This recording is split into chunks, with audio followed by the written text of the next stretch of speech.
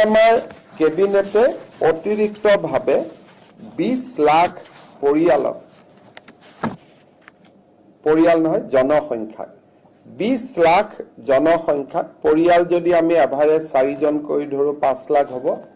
20 লাখ জনসংখ্যাক অতিৰিক্তভাৱে ration card দিয়াৰ বাবে সিদ্ধান্ত গ্ৰহণ কৰে 15 সেপ্টেম্বৰৰ পৰা ৰাইজে আবেদনো কৰিব পাৰিব আৰু জিলা ভিত্তিক বিতৰণো আমি 15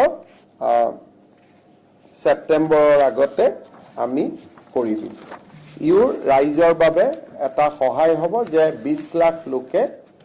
অতিৰিক্তকৈ ৰেচন কাৰ্ড লাভ কৰিব আমাৰ 19 নৱেম্বৰৰ দিনটো আমি ইতিমধ্যে ঘোষণা কৰিছিলো যে সিদিনাখন ৰেষ্ট্ৰিক্টেড হলিডে হ'ব বীৰ ৰাঘৱ মৰাণ দিৱস হিচাপে ইয়াক চৰকাৰে পালন কৰিব উইথ ৰেষ্ট্ৰিক্টেড হলিডে